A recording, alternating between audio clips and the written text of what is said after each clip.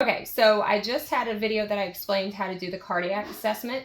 The next things you're going to do is you're going to do, while you're technically in real life nursing, you're going to listen to the lungs when you're on the chest, right? You're going to listen while they're there when you already have your stethoscope in place. But sometimes those locations aren't as good, especially if you have a woman that's larger breasted. It's hard to be able to get under the skin or under that breast to be able to hear. I did not mean under the skin. So you will actually even go more to the sides to be able to hear the lung sounds.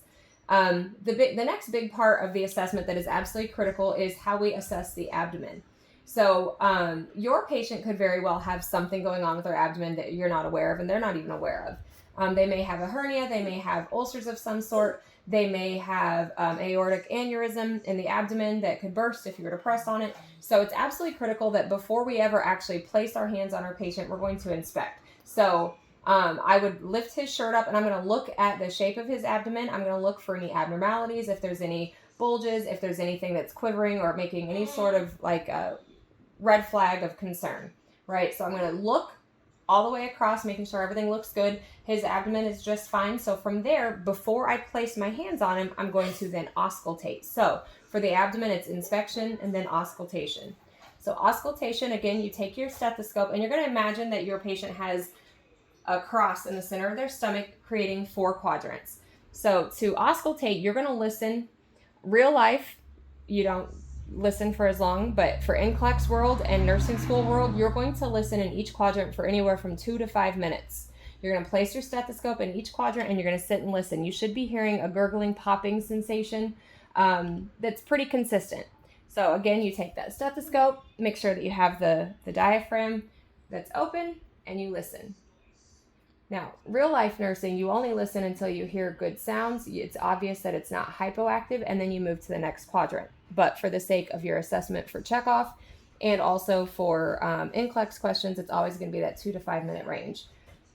The idea here is that we're listening for any concerns that they might be experiencing some form of constipation. My husband is not constipated.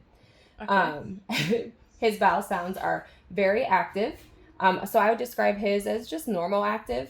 But if he had like constant higher pitch sounds, it'd be something more indicative of like IBS or maybe having diarrhea, and it would be considered hyperactive. If he had very little bowel sounds, if I had to listen for the full 5 to hear a few sounds, I would be concerned for constipation, and I would consider him to be hypoactive. Now, if I listen in all 4 quadrants and I don't hear anything, I'm going to be absolutely concerned and consider him to have absent bowel sounds and a high risk for constipation and having bigger issues that need to be addressed immediately. It is possible also to have 1 quadrant that's a hypo and the rest to be normal. It just kind of depends on where they are in the process of creating a bowel movement. So after I have inspected and I've auscultated, my next step would be to percuss.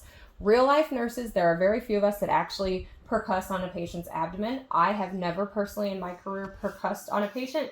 But the process or the idea is that I'm going to place my fingers and I'm going to tap. And as I'm tapping, I'm listening for any variation in sound. And I'm not pressing hard. I'm just tapping to hear if there's like a hollow sound, a dull sound, a dense sound, anything abnormal. Providers are much more in tune with this and much more capable of getting a good picture of what's going on. It's not something that nurses do on a regular basis. Sometimes pediatric nurses, but not all. But that is the 3rd step when we're assessing the abdomen. So you would percuss in all 4 quadrants, all the way across. Again, listening for any abnormalities. I'm not pressing super hard. After this, if I've inspected and there were no issues, I've auscultated and I've found no issues, and I'm now percussed and there's no issues, the last step is to palpate. So palpation is where I'm going to take my hands and I'm going to press pretty firmly, right? I need to feel if there's anything hard, firm, and I'm watching him to see if he has any nonverbal indicators of discomfort. And I'm also going to ask him, does that cause you any pain or discomfort? Nope. Perfect.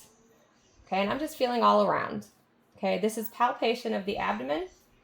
If there were concerns, his stomach could potentially be firm. He may have a hard area, things like that. His abdomen is perfectly normal, so I would note that as I do my assessment and keep going.